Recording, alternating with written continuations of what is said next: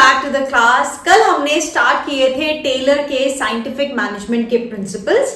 हम principles cover कर चुके हैं, 4 साइंटिफिक मैनेजमेंट के प्रिंसिपल्स थे और आज हम बात करेंगे टेक्निक्स की।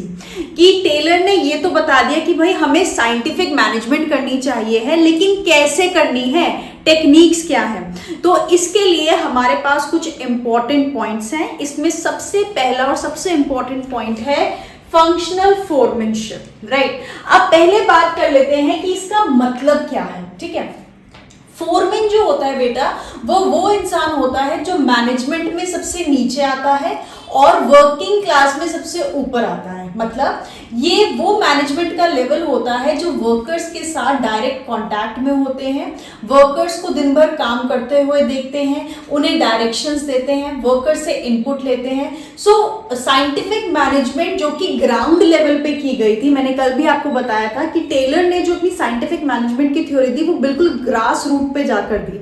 मतलब उन्होंने वर्कर्स को काम करते हुए देखा। तो वर्कर्स से काम कराने का जिम्मा किसका होता है? फोरमैन्स का होता है। तो टेलर ने ये आइडेंटिफाई किया कि फोरमैन्स का एफिशिएंट होना बहुत ज्यादा जरूरी है।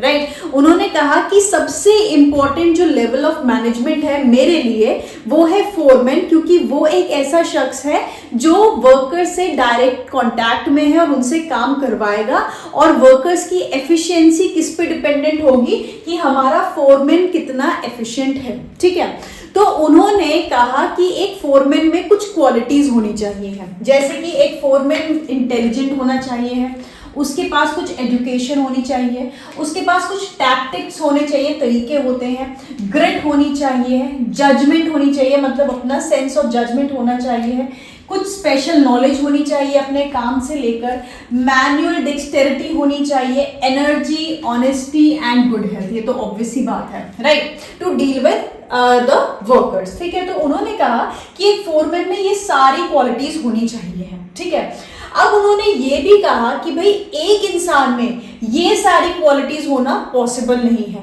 और एक फोरमैन सारे वर्कर्स पे ध्यान रख पाएगा ये भी जरूरी नहीं है। तो उन्होंने क्या किया, उन्होंने फोरमैनशिप को आगे 2 पार्ट्स में डिवाइड कर दिया। उन्होंने कहा कि फोरमैनशिप में मेनली 2 काम होते हैं। वो 2 काम क्या है? एक है प्लानिंग का काम, यानी कि चीजों को प्लान करना, और दूसरा है एग्जीक्यूशन का काम। तो उन्होंने फोरमैनशिप को आगे 2 और पार्ट्स में डिवाइड कर दिया, प्लानिंग एंड एग्जीक्यूशन। अब यहां पर टेलर ने क्या किया? Division of work and specialisation. हमने पहले भी पढ़ा था कि टेलर और फेयोल दोनों ने एम्फेसिस दी थी on division of work and your specialisation. तो यहाँ पे भी वो यही कर रहे हैं। उन्होंने कहा कि एक फोरमैन में सारी क्वालिटीज होना पॉसिबल नहीं है, तो पहले तो फोरमैन के काम को भी 2 पार्ट्स में बांट दो, एक है प्लानिंग का काम और एक है एग्जीक्यूशन का काम। अब उन्होंने कहा कि प्लानिंग में भी आगे हम लोग 4 सब डिविजन्स क्रिएट करेंगे और एग्जीक्यूशंस में भी हम आगे 4 और सब डिविजन्स क्रिएट करेंगे। तो टोटल हमारे पास 8 फोरमैन्स होने चाहिए हैं। राइट, 4 जो प्लानिंग करेंगे और 4 जो एग्जीक्यूट करेंगे। अब देख लेते हैं प्लानिंग में हमें क्या क्या चाहिए है। प्लानिंग में हमें चाहिए instruction card clerk. Instruction card clerk का मेन काम क्या होगा कि वो जितने भी इंस्ट्रक्शंस अपने वर्कर्स को देने हैं उसका एक ड्राफ्ट बनाकर रखेंगे ताकि कोई भी इंस्ट्रक्शन मिस आउट ना हो जाए। कौन से वर्कर को कौन सा इंस्ट्रक्शन देना है उसका पहले से एक ड्राफ्ट रेडी रहेगा, so that nothing is missed out. ठीक है, रूट क्लर्क। अब रूट क्लर्क का क्या काम होगा कि वो पूरा प्रोडक्शन का रूट डिसाइड करेंगे और हर एक वर्कर को बताएंगे कि भाई ये प्रोडक्शन का पूरा रूट रहेगा। पहले सिर्फ स्पेसिफाई किया जाएगा कि प्रोडक्शन जो हमारा जो पूरा प्रोडक्शन का प्रोसेस है उसमें स्टेप 1 क्या होगा, स्टेप 2 क्या होगा, स्टेप 3 क्या होगा, स्टेप 4 क्या होगा। नाउ यू कैन सी ये सारे काम क्या है? प्लानिंग के हैं, पहले से डिसाइड करके रखना।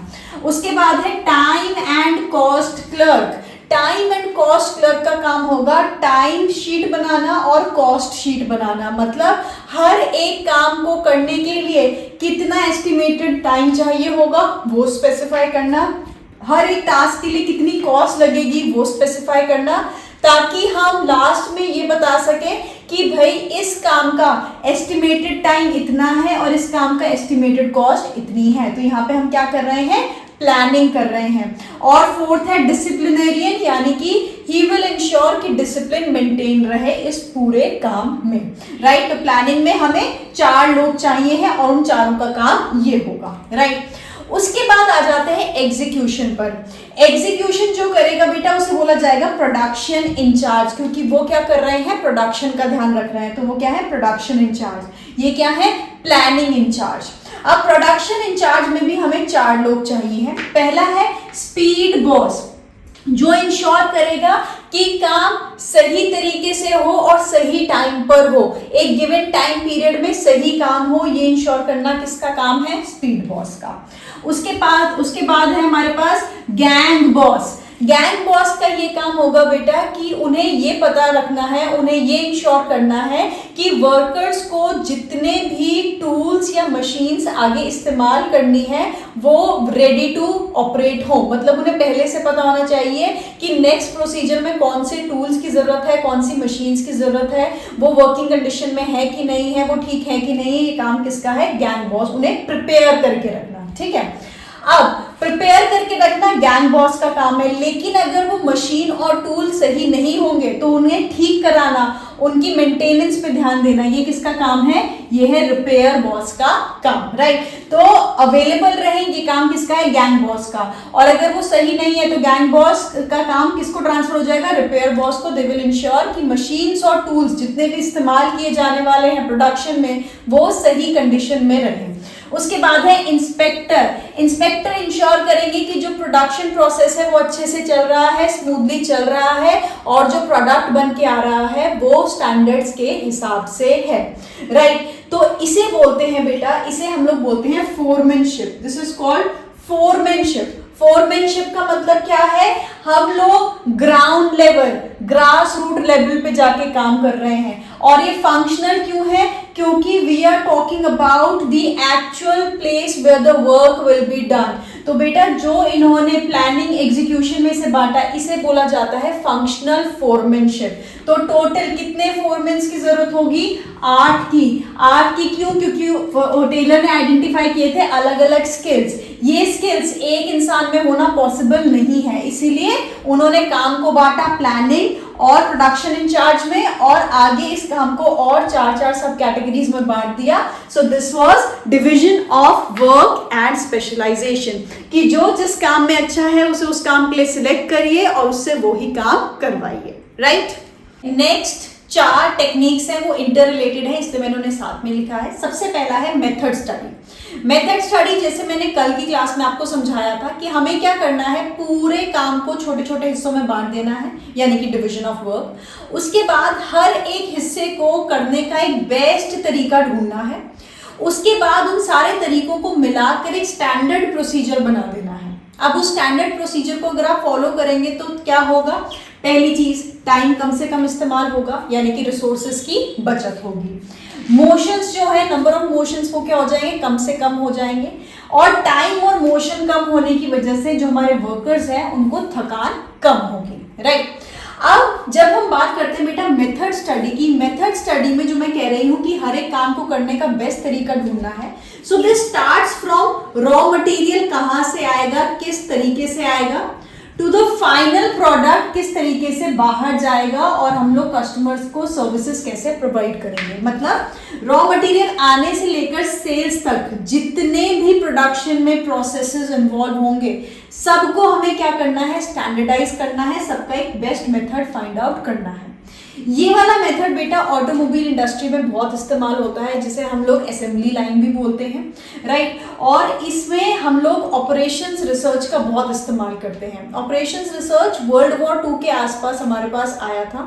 इसमें हम क्या करते थे कि मिलिट्री इक्विपमेंट्स कौन से रूट से मंगवाए जाएं, कौन सा तरीका बेस्ट रहेगा, कॉस्ट एफिशिएंट कौन सा है, टाइम एफिशिएंट कौन सा है, उसके लिए कुछ क्या बनाए जाते थे, मॉडल्स बनाए जाते थे। सो ऑपरेशंस रिसर्च एक बेस्ट तरीका है हमारा मेथड स्टडी करने का।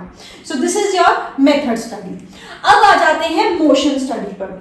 मोशन स्टडी की अगर मैं बात करूं तो टेलर ने अपने एसोसिएट फ्रैंक गिलबर्ट के साथ एक स्टडी की। उन्होंने देखा, जो ब्रिक लेइंग वाला हमारा एग्जांपल था जिसका मेंशन मैंने पहले भी किया था जब मैं सारी थ्योरीज आपको समझा रही थी, तो उन्होंने अपने जो उनके एसोसिएट थे फ्रैंक गिलबर्ट, उनके साथ उन्होंने जो ब्रिक लेइंग था उसका पूरा मोशन स्टडी की, और उसके बाद उन्होंने देखा कि वर्कर्स जो हैं वो नंबर ऑफ मोशंस जो कर रहे हैं दे आर अननेसेसरी, मतलब वो पहले झुक रहे हैं, फिर ट्विस्ट हो रहे हैं, फिर सामान रख रहे हैं। तो उन्होंने कहा कि ये अननेसेसरी मोशंस को हटा दीजिए और सिर्फ ऐसे मोशंस को इंक्लूड करिए जिनकी जरूरत है उस टास्क को करने के लिए। तो इसकी वजह से क्या हुआ, उन्होंने 18-19 जो मोशंस थे उन्हें रिड्यूस करके 5 कर दिया, जिसकी वजह से वर्क का जो मैग्नीट्यूड है वो 4 टाइम्स से इंक्रीज हो गया था, राइट। तो उन्होंने ये आइडेंटिफाई किया कि जो अननेसेसरी मूवमेंट्स होते हैं, मतलब नीचे झुकना, फिर ट्विस्ट होना, फिर चीज़ों को ऊपर रखना, उन्हें किस तरीके से मिनिमाइज किया जाए। अगर आप नंबर ऑफ मूवमेंट्स को कम से कम रखेंगे तो ऑब्वियस सी बात है टाइम भी बचेगा और फटीग भी कम होगी आपके वर्कर्स की, right. So this was motion study. Motion study के जो रिजल्ट्स थे वो बहुत रिमार्केबल थे उस टाइम के लिए, क्योंकि फैक्ट्री सेटअप था, ज़्यादा से ज़्यादा काम इंसान करते थे, मशीन्स में से सामान उठाना, रखना। तो नंबर ऑफ मोशंस अगर ज़्यादा हो रहे थे तो उसकी वजह से टाइम बहुत जा रहा था, लेबर कॉस्ट बहुत बढ़ रही थी, प्रोडक्शन कॉस्ट बढ़ रही थी। तो इसीलिए मोशन स्टडी, बेटा जब हम टेलर की थ्योरी की बात करते हैं तो मोशन स्टडी की बात हमेशा की जाती है, क्योंकि उसके रिजल्ट्स बहुत एविडेंटली नजर आए थे जहां पे उन्होंने उसे अप्लाई किया था, राइट। अब आ जाते हैं टाइम स्टडी पर। अब टाइम स्टडी क्या कहता है कि हर एक काम को करने का कितना टाइम चाहिए वो पहले से आइडेंटिफाई कर लो। इससे वेज रेट डिफाइन करने में भी टाइम का भी हमें प्रोसीजर मिल जाएगा। Let me explain it with an example. Let's say एक XYZ काम को करने के लिए एक वर्कर को 30 मिनट्स लगते हैं, ठीक है। एक XYZ प्रोडक्ट बनाने के लिए, कोई भी प्रोडक्ट ले लीजिए, एक XYZ प्रोडक्ट बनाने के लिए एक वर्कर को कितने मिनट्स लगते हैं, 30 मिनट्स। यानी कि वो 1 आवर में कितना प्रोडक्ट बना लेता होगा, 2 यूनिट्स बना लेता होगा, ठीक है। अब अगर उसकी शिफ्ट 8 घंटे की है जिसमें से 1 घंटे का ब्रेक होता है, यानी कि 7 आवर्स में वो ऑलमोस्ट 14 यूनिट्स बना लेगा। तो ये क्या है बेटा, स्टैंडर्ड आ गया हमारे पास। अब हमें पता है कि हमें काम को कौन से यूनिट्स के अगेंस्ट में मेजर करना है, क्योंकि हमने क्या किया, टाइम स्टडी की। हमने बताया कि एक प्रोडक्ट की 1 यूनिट बनाने के लिए ऑलमोस्ट कितना टाइम लग रहा है। बार बार रिपीटेड एक्शंस की वजह से हमें पता चला कि हाँ भाई 30 minutes is the average time. तो हमने कहा कि भाई एक लेबर एक दिन में 14 यूनिट्स बनाएगा। अब अगर फैक्ट्री को ऑर्डर मिला है लेट से मल्टीपल यूनिट्स का, तो आप कह सकते हैं अगर एक दिन में उन्हें लेट से 100 यूनिट्स बनानी है तो आप अपने आप बना सकते हैं कि भाई 100 डिवाइडेड बाय 14 कितने वर्कर्स को काम पे लगाना पड़ेगा, राइट। तो इस तरीके से हम लोग नंबर ऑफ वर्कर्स डिसाइड कर सकते हैं कि हमें कितने चाहिए हैं, एक दिन में कितनी प्रोडक्शन होगी ये डिसाइड कर सकते हैं, राइट। अगर प्रोडक्शन बढ़ानी है तो किस हिसाब से बढ़ानी है वो डिसाइड कर सकते हैं। उन्हें पेमेंट कैसे करनी है, जैसे हमने कहा कि 1 यूनिट पे हम लोग 5 रुपए देंगे, तो ऑन एन एवरेज एक वर्कर एक दिन में कितना कमा लेगा, 14 into 5, राइट। तो इस तरीके से time study was also very helpful. अब आ जाते हैं फटीग स्टडी पर। फटीग मतलब क्या होता है, थकान। अब जो भी काम एक वर्कर कर रहा है उसमें फिजिकल थकान भी होगी, मेंटल थकान भी होगी, राइट, क्योंकि उसका इंटेलेक्ट भी इस्तेमाल होगा, उसकी मेंटल कैपेसिटी भी इस्तेमाल होगी। और भी हो सकता है जैसे वर्किंग कंडीशंस अच्छी नहीं है फैक्ट्री में, या सुपीरियर के साथ झगड़ा हो गया, या उसके जो कलीग्स हैं उसके साथ झगड़ा हो गया। तो बहुत सारे ऐसे रीजन हो सकते हैं जिसकी वजह से मेंटल या फिजिकल फटीग फील हो सकती है वर्कर्स को। तो फटीग स्टडी में उन्होंने क्या कहा कि अगर आप एक इंसान से दिन भर काम कराते रहेंगे तो क्या होगा, धीरे धीरे उसका जो प्रोडक्शन लेवल है वो कम होता जाएगा। मतलब पहले इनिशियली जब वो आएगा तो वो प्रोडक्शन अच्छी देगा, और फिर धीरे धीरे जब जैसे जैसे डे एंड होता जाएगा उसकी प्रोडक्शन कम भी होती जाएगी और क्वालिटी भी खराब होती जाएगी। तो अगर आपको क्वालिटी और क्वांटिटी को सही रखना है तो आपको क्या करने पड़ेंगे, इंटरवल्स देने पड़ेंगे, उन्हें ब्रेक्स देने पड़ेंगे बीच में, जिसकी वजह से वो रिचार्ज हो पाए, रिजुविनेट हो पाए और उसके बाद दोबारा उसी कैपेसिटी से काम कर सके। तो फटीग स्टडी में ये देखा गया कि कितनी देर में, मतलब कितनी फ्रीक्वेंसी पे ब्रेक देने चाहिए हैं और कितनी ड्यूरेशन के ब्रेक देने चाहिए हैं, ताकि प्रोडक्शन एफिशिएंसी पे कोई भी प्रोडक्शन एफिशिएंसी हैम्पर ना हो, राइट। तो दिस वाज फटीग स्टडी। अब ये सारी स्टडीज जो है बेटा ये बहुत इंपॉर्टेंट है जब हम बात करते हैं टेलर की थ्योरी की, राइट। इन्हीं की बात बार बार की जाती है। Now let's move to next technique of your Taylor. Next technique is all about standardisation and simplification. Standardise मतलब किसी चीज का बेंचमार्क रखना। किस चीज का बेंचमार्क रखना बेटा? यहां पर बात हो रही है हर चीज का बेंचमार्क। रॉ मटेरियल की क्वालिटी का बेंचमार्क, मशीनरीज के इस्तेमाल का बेंचमार्क, वर्कर्स की एफिशिएंसी का बेंचमार्क, जो फाइनल प्रोडक्ट आ रहा है उसकी क्वालिटी का बेंचमार्क, मैनेजर्स की एफिशिएंसी का बेंचमार्क। तो टेलर ने कहा कि हमें हर चीज के लिए एक स्टैंडर्ड फिक्स कर देना चाहिए, एक बेंचमार्क फिक्स कर देना चाहिए। और कोई भी अगर डाइवर्जेंस हो स्टैंडर्ड से, मतलब हम लोग स्टैंडर्ड अचीव क्यों नहीं कर पा रहे हैं, हम उस लेवल पे काम क्यों नहीं कर पा रहे हैं, उसके रीजंस फाइंड आउट करने हैं और फिर करेक्टिव मेजर्स लेने हैं ताकि ऑर्गेनाइजेशन एफिशिएंसी की तरफ जा सके, ठीक है। तो स्टैंडर्डाइजेशन का क्या मतलब था? Best technique should be made a standard. अब मैंने आपको बार बार समझाया है, काम को छोटे छोटे हिस्सों में बांटना है, बेस्ट तरीका फाइंड आउट करना है, सबको क्लब अप करना है, उसे स्टैंडर्ड प्रोसीजर बना देना है कि भाई इसी तरीके से काम होना है, जो कि पूरी ऑर्गेनाइजेशन को फॉलो करना है। ये कैसे होगा? By doing time, motion, fatigue and method study. इसलिए बेटा आपकी बुक में पहले ये वाला पॉइंट गिवन होगा, लेकिन मैंने पहले ये वाले पॉइंट्स पढ़ाए क्योंकि इन्हीं के बदौलत आप लोग स्टैंडर्डाइजेशन पर आ सकते हैं। उसके बाद बात करते हैं सिंप्लीफिकेशन, यानी कि चीजों को आसान करना। जितनी ज्यादा चीजें मुश्किल होंगी, जितनी ज्यादा चीजें कॉम्प्लेक्स होंगी, उतनी ज्यादा प्रॉब्लम आएगी, उतना ज्यादा टर्नओवर होगा, उतनी ज्यादा कॉस्ट आएगी, उतनी ज्यादा वेस्टेज होगी रिसोर्सेज की। तो ये सारी चीजें ना हो, इसीलिए हमें एलिमिनेट कर देने चाहिए सारे अननेसेसरी डाइवर्सिटी ऑफ प्रोडक्ट। मतलब जो हमारी प्रोडक्शन लाइन चल रही है, हमें ये कोशिश नहीं करनी चाहिए कि भाई हमें इस प्रोडक्शन लाइन से इस तरीके का प्रोडक्ट भी बना लो, प्रोडक्ट ए भी बना लो, बी भी बना लो, सी भी बना लो, डी भी बना लो। अब इससे क्या होगा? केओस क्रिएट होगा, कंफ्यूजन क्रिएट होगी, वर्कर्स एक किसी भी प्रोडक्ट पे ध्यान नहीं दे पाएंगे और सबकी क्वालिटी सफर करेगी, मटेरियल का वेस्टेज होगा क्योंकि बहुत सारा सामान खराब हो जाएगा, राइट। तो इस टाइम पे कहा गया कि भाई प्रोडक्ट को उतना ही डाइवर्सिफाई करो जितना कि आपसे मैनेजेबल हो, जितनी आपके पास प्रोडक्ट लाइंस हो। एक ही प्रोडक्ट लाइन में सब अगर मिला दोगे, घचड़ पचड़ कर दोगे, तो फिर ऑब्वियस सी बात है केओस क्रिएट होगा। तो इसीलिए चीजों को जितना सिंप्लीफाइड हो सकता है उतना सिंप्लीफाइड रखिए। अब आ जाते हैं लास्ट टेक्निक पर और इसके बाद हमारी टेलर की theory finish. Differential piece rate system, इसे मैं सिर्फ और सिर्फ एक एग्जांपल से समझाऊंगी आपको। लेट्स से एक वर्कर का स्टैंडर्ड सेट है कि वो 100 यूनिट्स प्रोड्यूस करेगा किसी प्रोडक्ट की, ठीक है, और उसे एक यूनिट के लिए पे की जाएगी ₹40। कितने दिए जाएंगे? ₹40। तो ऑन एन एवरेज एक इंडिविजुअल कितने पैसे कमा सकता है एक दिन में? 100 multiplied by 40 which is equals to 4000 rupees, ठीक है। अब टेलर ने कहा कि ठीक है, ये तो क्या है, स्टैंडर्ड है, लेकिन अगर कोई स्टैंडर्ड से ज्यादा अच्छा परफॉर्म करेगा, स्टैंडर्ड से ऊपर परफॉर्म करेगा, यानी कि वो क्या है, ओवर अचीवर है, तो ऐसे केस में उसे एक यूनिट पे 40 रुपए नहीं 50 रुपए दिए जाएंगे, ठीक है। कितने दिए जाएंगे? 50 रुपीज। तो एक वर्कर था, उसने लेट से 110 यूनिट्स प्रोड्यूस की, ठीक है, तो यानी कि उसे 110 इंटू 50, दिस इज, उसने कितने कमा लिए? 5500।